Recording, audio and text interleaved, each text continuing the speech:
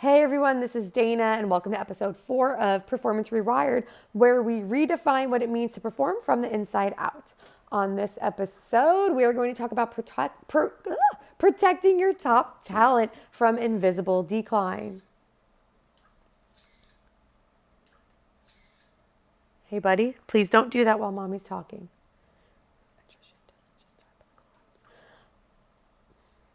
Executive attrition doesn't just start with collapse. It starts with quiet compounding erosion that nobody's talking about.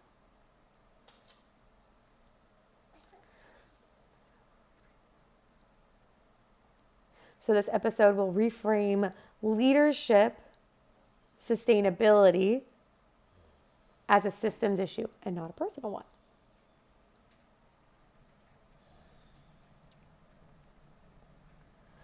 Leadership rarely falls apart in public, let's be honest. It's almost always behind closed doors. And it's slow, it's invisible, and it's expensive. If you're seeing a lot of turnover at the top, inconsistent performance, from your high achieving leaders who have already proven time and time again that they can perform in a high pressure environment, or vague signs of burnout that nobody wants to admit. This isn't a talent problem, it's a systems problem. So today we're going to break down how to detect, interrupt, and prevent invisible decline in your most valuable people.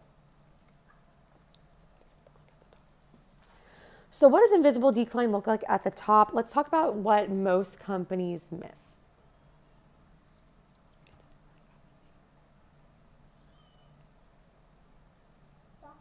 Mommy, you hear Walker? I do hear Walker, but let mommy finish this, okay? So it doesn't look like absenteeism. People are still showing up. They're still showing up and they're delivering. They're just not leading, and they're very, very dull when they do show up. These sharp leaders who are physically showing up but not mentally showing up, they're losing clarity, conviction, and creativity. Then you used to rely on them to come up with like the most amazing idea ever, and then not just come up with the most amazing idea, but to literally like put that into action and get it done within 7 days or less. They're not able to do it. They can't literally think on they can't think on their feet anymore. They can't perform anymore. And that's a problem.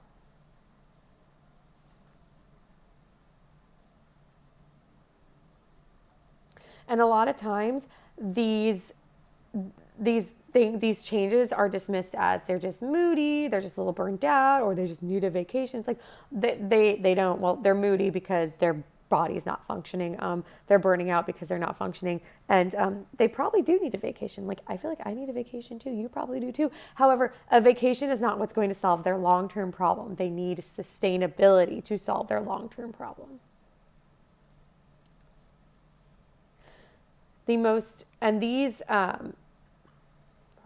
Let's face it, the most expensive problems in leadership are the ones that nobody's measuring. And nobody, I guarantee, nobody, and you don't know anybody either, is measuring these issues within the corporation. So why do traditional solutions not work? So even when well-intentioned, a lot of these traditional wellness solutions, they do not work when it comes to high-achieving performers, and here's why.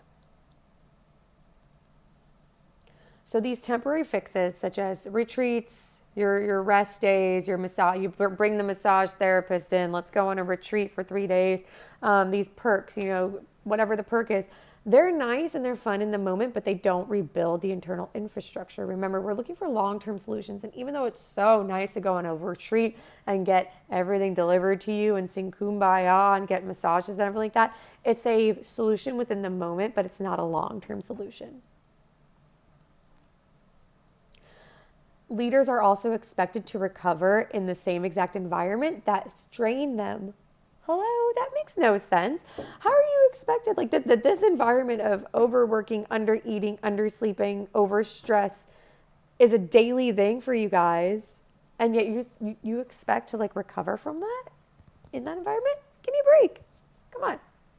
Come on. It's never going to happen. It's just going to keep crashing and burning, crashing until there's a true long-term sustainability fix. It's going to be consistent crash and burn, crash and burn, crash and burn. Why is everyone crashing and burn? Because you're what you're doing right now sucks. Because that's why everyone's crashing and burning.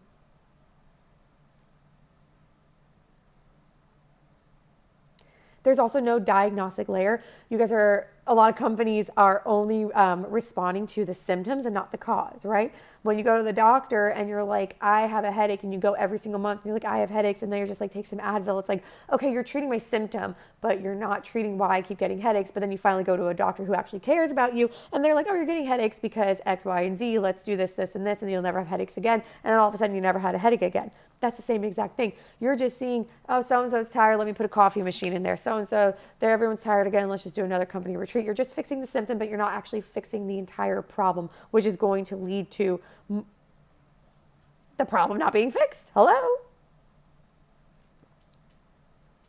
And let's face it, performance is treated like a personality issue, not like a system problem. And that is simply not true.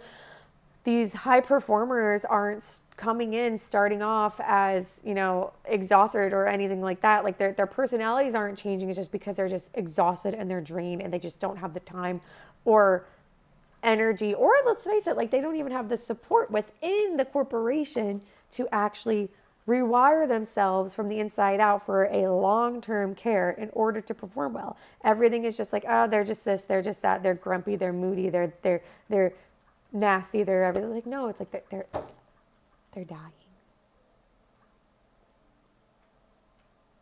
And let's face it, guys, you cannot coach somebody out of a system failure.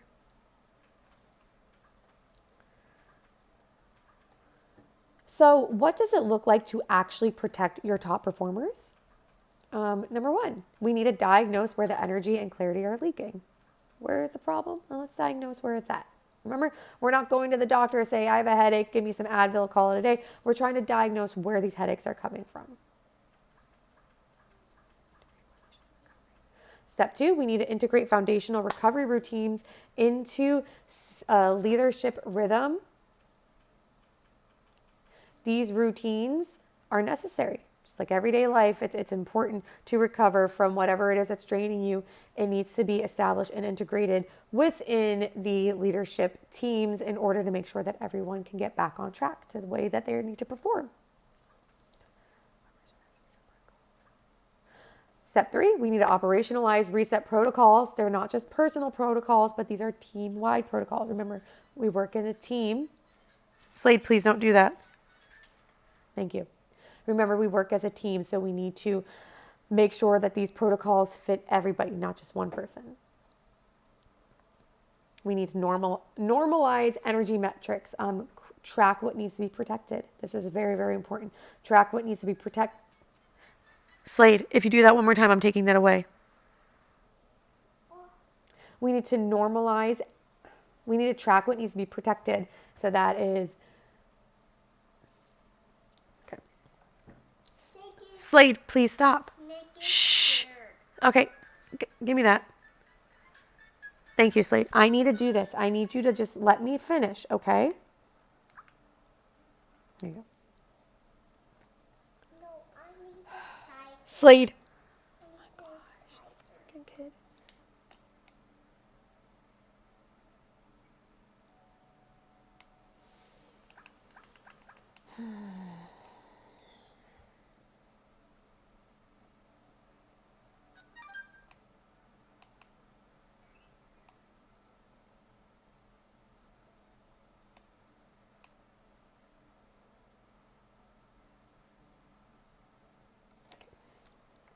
Step 4, we need to normalize energy metrics and track what we need to protect. So that is you high performers. You need to be protected. You need to protect the mental, physical, everything fortitude, and we need to protect it. And number 5, we need to redesign support around pressure adaptive systems, not ideal conditions. Just needs to happen. Remember, leadership sustainability is not Remember, leadership sustainability is not a perk. It's a performance strategy.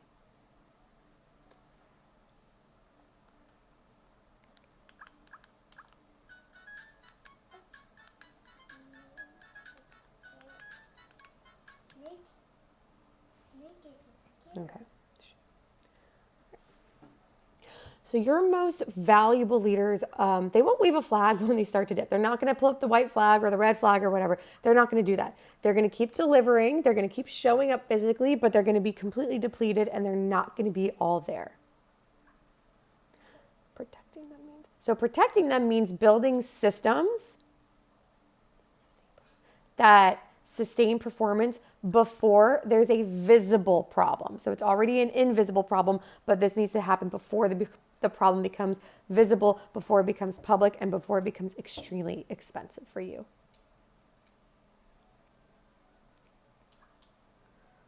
So if you're responsible at a performance scale, so whether you're in a company, a team, or your own business, make this your turning point. Share this episode with somebody else who is in the capacity of your organization and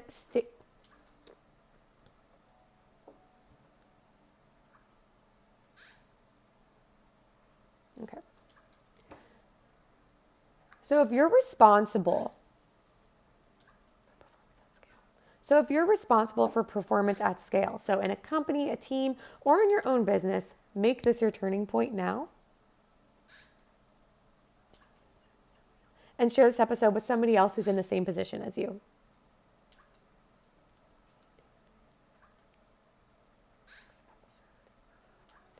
And stay tuned for the next episode on how to architect reset systems that don't require starting over. This is Dana. I'll see you guys next time.